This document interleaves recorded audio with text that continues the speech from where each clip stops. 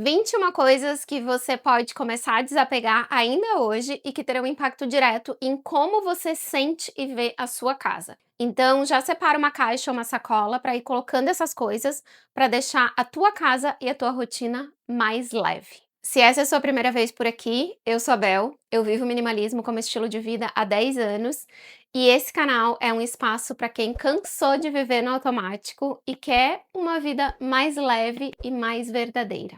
Mesmo vivendo minimalismo há tantos anos, eu me vi por diversas vezes apegada a coisas que eu não usava, que eu sabia que não tinham utilidade na minha vida. Mas, mesmo assim, eu não conseguia desapegar delas. Outro dia, inclusive, eu experimentei de novo uma calça jeans preta que eu ganhei e que eu acho linda, mas eu raramente uso. Porque eu prefiro calças de malha, de moletom ou de tecidos mais soltos. Eu olhei para a calça e falei: vou nos dar mais uma chance. Se nos próximos 3 meses você seguir parada no armário, ao invés de circular pela cidade no meu corpo, então essa vai ser a hora da gente se despedir. Eu sei que você já passou e ainda passa por isso aí. Então eu fiquei pensando como te ajudar mais nesse teu processo de desapego. E aí eu fiquei me lembrando das coisas que eu desapeguei primeiro quando eu comecei no minimalismo. Eu fiz uma lista de todas essas coisas e eu fui atrás de outras ideias de coisas para desapegar. Mas para esse vídeo aqui não ficar muito longo, porque eu reuni mais de 50 coisas, primeiro eu vou te contar as coisas que eu desapeguei primeiro, e aí no próximo vídeo eu te conto mais 30 coisas para você desapegar aí na sua casa. Combinado? Então, se você ainda não é inscrito no canal, se inscreve agora para não perder a notificação dos próximos vídeos que estão por vir. Lembra que destralhe não é tirar a bagunça, é retirar os excessos. E que desapego não é só sobre coisas físicas. Tem muitas coisas não físicas das quais a gente precisa desapegar. Então, existe também o minimalismo mental, emocional, digital, social, financeiro. E eu ensino sobre todos eles. Eu estou, inclusive, preparando vivências para a gente poder desenvolver cada um desses temas com mais tempo, em algumas horas, e num espaço onde a gente possa trocar ideias, conversar, e vocês tenham liberdade de abrir a câmera e falar comigo. Eu ainda não tenho as datas, mas eu vou divulgar tudo no grupo do WhatsApp, aonde eu trago todas as novidades. Então, eu vou deixar o link do grupo aqui embaixo na descrição desse vídeo, para você entrar no grupo de WhatsApp, onde eu aviso sobre esse e outros eventos. Antes de mais nada, você precisa saber por que você quer fazer esses destralhes. Por mais que pareça simples, abrir os armários, revisar as tuas coisas, colocar as coisas para venda, para doação, isso mexe com muitas questões emocionais, mentais, e não é então só um esforço físico. Você precisa tomar decisões. Com cada objeto que tiver ali na tua frente, você vai ter que se perguntar se ele vai ou se ele fica. Então é importante você ter claro qual é o teu objetivo com o minimalismo. O que você quer mais na tua vida? Você quer se libertar das dívidas? Você quer uma casa mais fácil de limpar, de manter organizada? Você quer mais tempo livre? Quer menos opções de escolhas para ter mais praticidade, menos bagunça, menos trabalho, mais liberdade? Então, para não paralisar e não se sentir perdida, é bom você ter consciência de qual é o seu objetivo. Eu, por exemplo, mesmo morando numa casinha de 27 metros quadrados, eu tô sempre fazendo revisões e retirando coisas que não têm uso, porque eu quero uma casa prática, prática para limpar, para organizar, para viver, uma casa funcional e que não seja um peso no meu dia a dia. Então, quando menos coisas eu tiver, mais livre e leve eu vou me sentir. Isso vai acontecer com você também. Bom, quando eu conheci o minimalismo, eu morava numa casa de quase 200 metros quadrados, que a gente foi aos poucos enchendo. Não era uma casa bagunçada, desorganizada ou cheia de tralhas, a não ser pelo porão. Sim, a gente tinha um porão na casa em São Paulo. Ela era uma casa bem organizada, mas era cheia, cheia de coisas desnecessárias. Então, eu comecei a fazer revisões e a retirar primeiro as coisas que eram repetidas ou que raramente eram usadas. Eu tive sim uma epífane, como eu falo, de abrir os armários e retirar tudo, e eu me lembro das primeiras coisas que eu tirei e que já me deram uma sensação de alívio, de paz e de tranquilidade. Primeira coisa foram capas de almofadas. Sim, Eu sou de uma cidade que fica bem na fronteira com o Uruguai, e aí no Uruguai tem várias lojas diferentes. E na época que a gente morava nessa casa em São Paulo, a cotação do real estava valendo muito a pena com relação ao peso uruguaio e ao dólar, então a gente comprou muitas coisas de decoração no Uruguai. E eu comprei muitas capas de almofadas, porque eu achava que toda semana ou a cada 15 dias eu poderia variar a decoração da sala e trocar as capas das almofadas.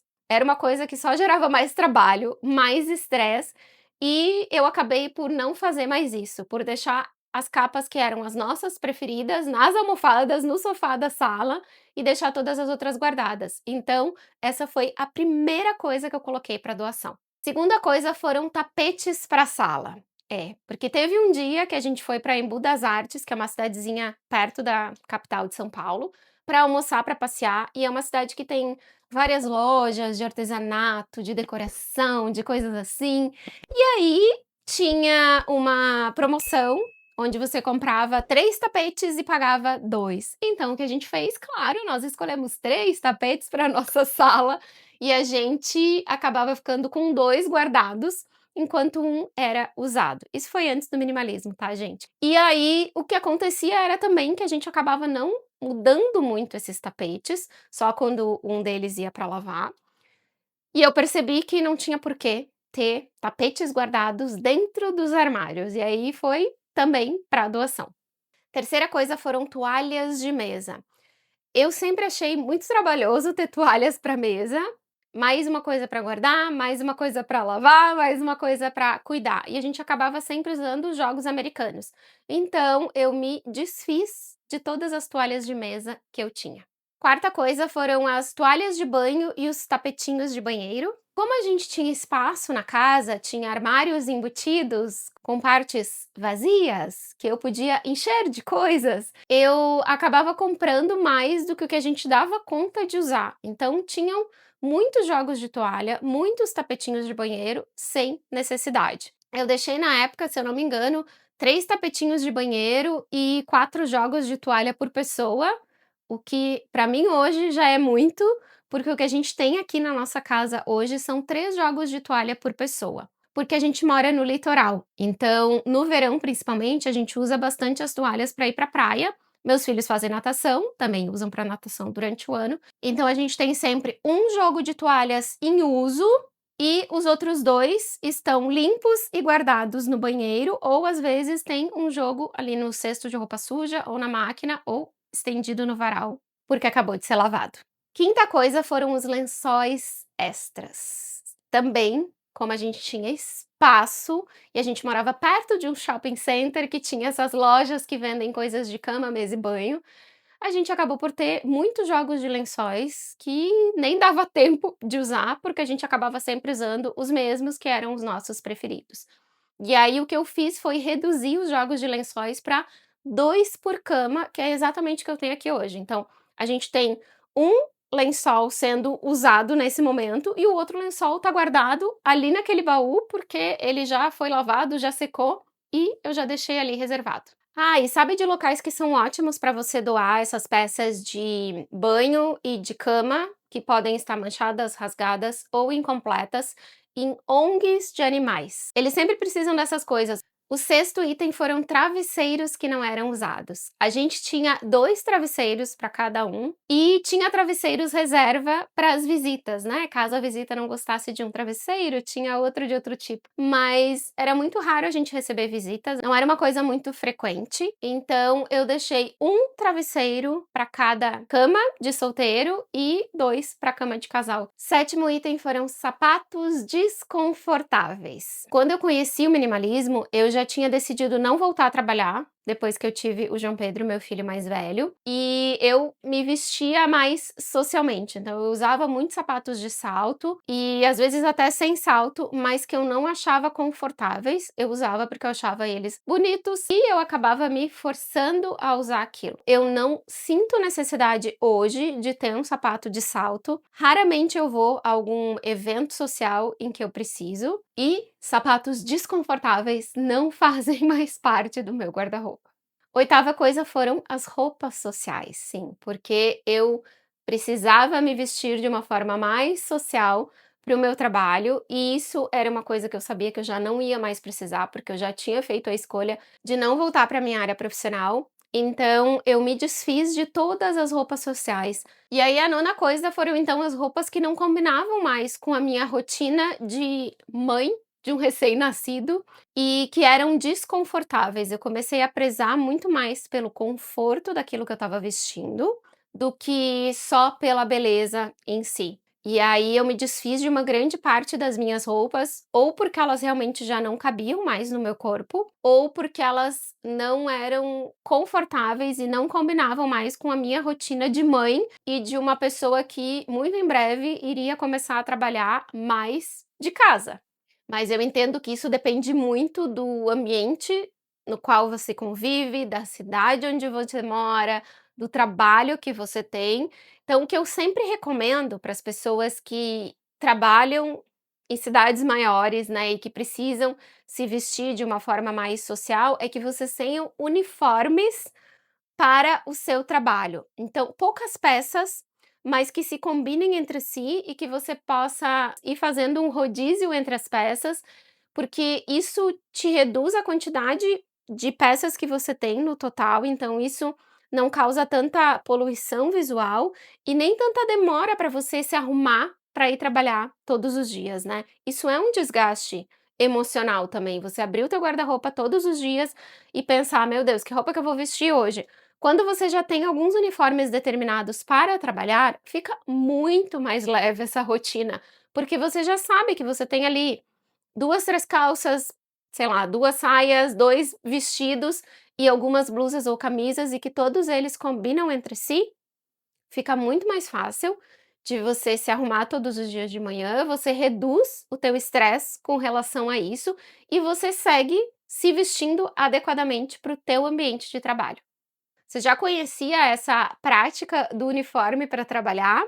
Você usa ela aí, já aplica? Me conta aqui pelos comentários para eu saber. A 10ª coisa foram as maquiagens e os cosméticos que eu não usava. Eu sempre fui muito básica, tanto no uso de cremes, de cosméticos ou de maquiagem, mas às vezes eu acabava comprando uma coisa a mais ou acabava ganhando com a esperança ou o desejo de, não sei, me maquiar mais, me produzir mais ou usar mais aqueles produtos e eles acabavam parados dentro do armário do banheiro. Alguns já estavam com prazo de validade vencido e outros não. Ainda poderiam ser usados, mas eles não seriam usados por mim. 11ª coisa, bijuterias e joias que eu não usava mais. E volta e meia eu faço uma revisão, porque eu fui percebendo ao longo dos muitos anos que eu mudo muito com relação a isso. Teve uma época em que eu só usava coisas douradas, não necessariamente ouro. Hoje em dia eu só uso coisas prateadas ou que são mais artesanais. Hoje eu gosto de coisas mais discretas, mais minimalistas até no seu design. Eu lembro de me desfazer de muitas coisas e de me dar até um alívio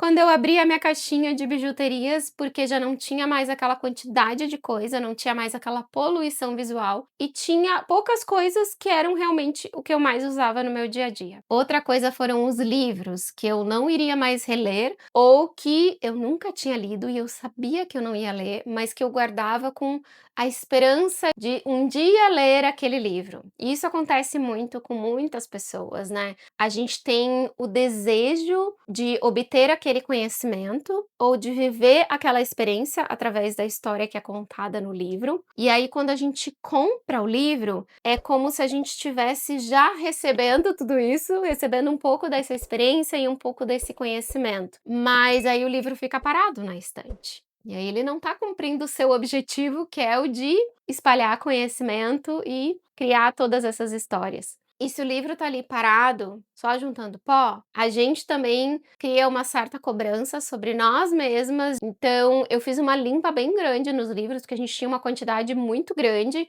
inclusive das áreas mais profissionais, que eu, no meu caso, não ia precisar mais. Eu sempre fui uma pessoa que gostei muito de ler e sempre gostei de ter livros. Então, essa é uma das coisas que eu preciso me controlar, né. Tem até gente que fala: "O meu minimalismo acaba quando eu entro numa livraria". É mais ou menos isso. Eu preciso me controlar bastante para não acumular livros, sejam eles físicos ou digitais, porque eu compro, eu leio e às vezes eu quero reler, mas nem sempre dá tempo, porque daí vem um outro livro novo que eu quero ler. Hoje eu mantenho todos os livros que são importantes para o meu trabalho, para o que eu faço hoje e que eu uso como referência.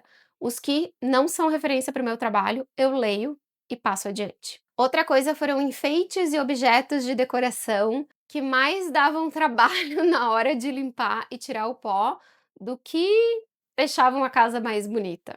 Eu percebi que quanto mais coisas a gente tinha em cima das mesas, das bancadas, mais trabalho dava realmente para limpar e para manter tudo aquilo organizado. Outra coisa foram CDs e DVDs. Sim, nós tínhamos muitos CDs e DVDs, só que a gente não assistia mais a esses DVDs, porque foi bem na época que começou o YouTube a ter mais conteúdo e começaram os serviços de streaming e a gente parou de assistir aqueles filmes que a gente tinha em casa, porque raramente você quer assistir de novo e de novo e de novo o mesmo filme, né. E os CDs também, a gente não escutava praticamente mais os CDs, e aí a gente fez uma limpa em todos eles e acabou doando videogames. Bom, eu não sou de jogar videogames, eu nunca tive, mas o Robson, que era meu marido, tinha, gostava e jogava. Só que ele chegou a ter 3 ou 4 videogames diferentes, se eu não me engano, em versões diferentes, tipos diferentes.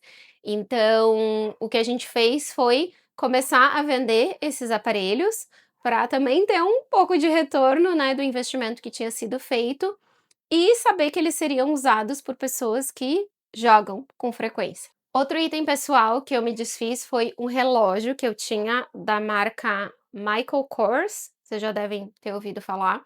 Eu trabalhava com intercâmbio, então eu tive a oportunidade de fazer viagens, inclusive para fora do Brasil, e aí numa dessas viagens eu trouxe um relógio e uma bolsa dessa marca. Só que com o passar do tempo, aquele relógio no pulso pesado começou a me incomodar, e aí eu decidi por desapegar dele quando eu conheci o minimalismo, vendi ele, claro, porque era um objeto de valor e nunca mais usei relógios. Outro item então foram 2 bolsas de marca, e aí eu acabei também vendendo essas 2 bolsas, me desapegando delas e fazendo uma renda extra com a venda desses produtos. Outra coisa foram os ímãs de geladeira. A gente tinha vários ímãs na geladeira, ou de lembranças de viagens, ou de aniversários, ou dessas lojas que ficam dando ímãs pra gente, né, às vezes distribuidora de gás, de água. Bom, vocês sabem, né, todos esses ímãs que a gente vai recebendo e que às vezes a gente não sabe dizer não. Então eu aproveitei para fazer uma limpa em todos eles e os telefones que a gente precisava manter foram para agenda do celular. Falando em cartão de visita, essa foi outra coisa que eu desapeguei lá no início. Tinha quantidade de cartões de visita, mas acabava que nunca usava, né? Quando precisava de algum serviço, de algum profissional, a gente ia primeiro para a internet ou perguntar para as pessoas conhecidas e acabava nunca checando aqueles cartões de visita. Então, eles foram todos para reciclagem. Decorações e utensílios que eram só de enfeites, principalmente na cozinha. Eu falei de objetos de decoração antes, né, mas eu lembrei da sala da casa. Com relação à cozinha e ao quarto também, desapeguei de vários objetos que estavam ali realmente só de enfeite. A gente tinha coisas antigas. Eu vou ver se eu acho foto para vocês, porque eu não tenho vídeo, mas a gente tinha eletrodomésticos antigos que serviam só de enfeite e que não tinham utilidade nenhuma. Então, dessas coisas eu também desapeguei na época. Louças em excesso. Foi outra coisa que eu fiz uma revisão geral na cozinha. Jogos extras de pratos e de copos. A gente tinha um jogo de copos que a gente trouxe lá do Uruguai. 18 copos, se eu não me engano, 6 de cada tamanho, mas eles eram exatamente iguais.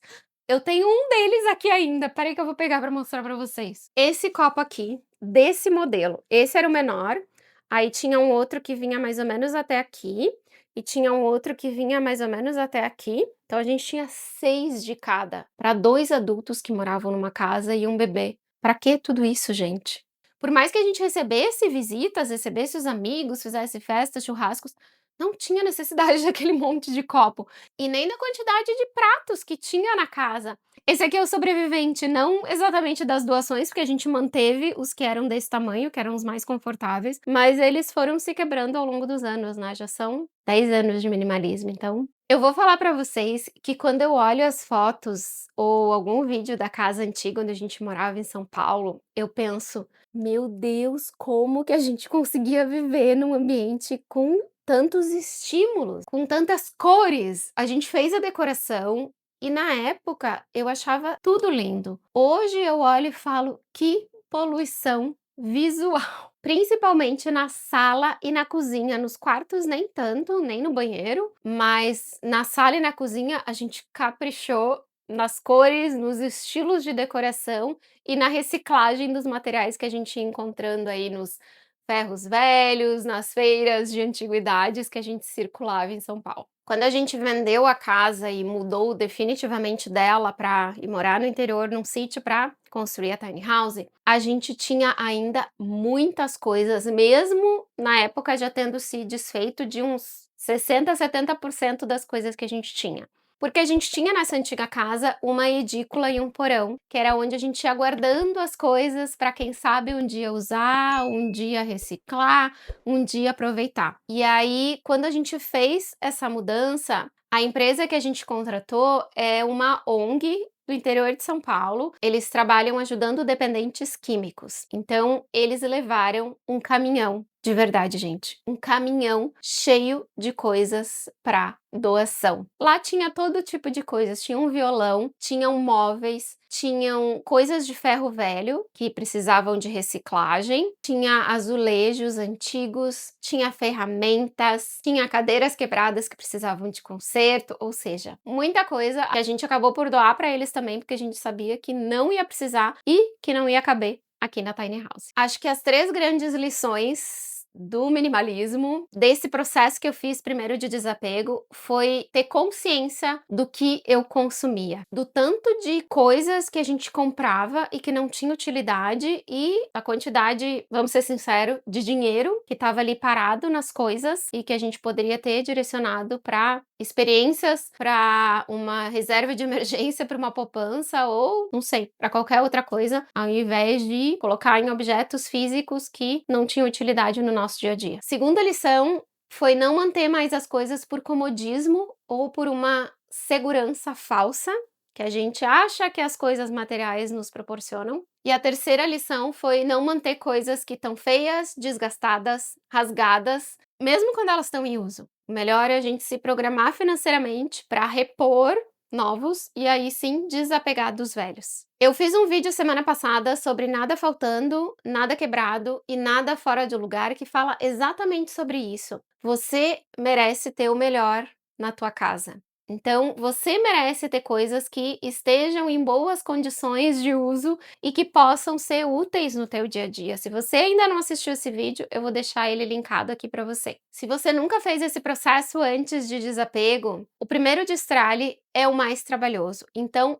não se assuste, não tenha pressa, faça aos poucos e saiba que conforme você for revisando e retirando os excessos da tua casa, você vai começar a sentir os benefícios. É ou não é, gente? Quem já fez e quem já sentiu e já vive isso, deixa aqui nos comentários para incentivar todo mundo a fazer os desapegos e destralhar a casa. Quero te lembrar de novo sobre as vivências que eu estou preparando para os próximos meses, para a gente passar mais tempo juntos, aprendendo sobre minimalismo e aprendendo principalmente como colocar em prática aí na tua casa. Então entra para o grupo de WhatsApp, que é por lá que eu vou mandar os avisos desse e de qualquer outro evento que eu estiver organizando. Como eu tenho uma lista imensa de coisas que você pode destralhar, e se eu fizesse tudo num vídeo só ia ficar muito longo, eu vou fazer mais um vídeo agora pra vocês, terminar esse daqui, já vou gravar o outro, e daí eu publico esse hoje, né, que você tá assistindo, e o próximo eu publico na próxima segunda-feira, combinado? Mas agora você já tem aí uma lista bem grande de inspirações e de coisas que você pode revisar na tua casa e começar a desapegar. Espero que esse vídeo tenha te ajudado, aproveita e compartilha ele com aquela pessoa que você sabe que tá precisando destralhar a sua casa também. Muito obrigada pela tua companhia e a gente se vê